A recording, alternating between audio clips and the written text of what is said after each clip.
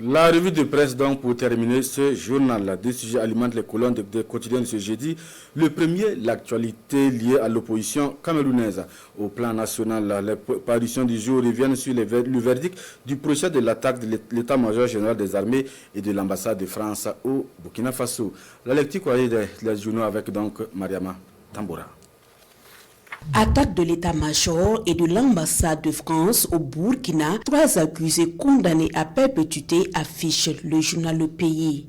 3 personnes condamnées à perpétuité pour une double attaque en mars 2018 ayant visé simultanément l'état-major des armées burkinabè et l'ambassade de France à Ouagadougou, faisant 8 morts et 85 blessés, a appris le journal Le Pays de sources judiciaires. 8 prévenus étaient devant le pôle spécialisé dans la répression des actes terroristes pour expliquer les charges qui pèsent sur eux lors de leur procès en janvier 2025, explique le quotidien.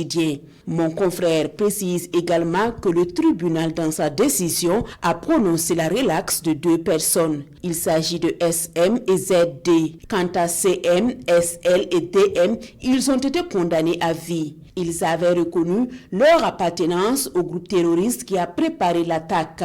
Dans un autre volet, les journaux s'intéressent à l'actualité au Cameroun. À quelques 8 mois de la présidentielle au Cameroun, la tendance n'est pas à l'union dans les rangs de l'opposition. En effet, alors que plusieurs de ses leaders avaient assuré travailler à unir leurs forces en créant notamment une alliance qui aboutirait à la désignation d'un candidat unique pour faire face au candidat naturel au pouvoir, on est pour l'instant loin du compte, rapporte le journal Le Pays dans Dialogue intérieur. L'observateur Palga soutient qu'ils ne sont pas moins d'une dizaine de partis d'opposition qui affichent leur ambition. Et si toutes ces candidatures venaient à être validées, ce serait l'échec de la volonté de candidature unique chantée par beaucoup.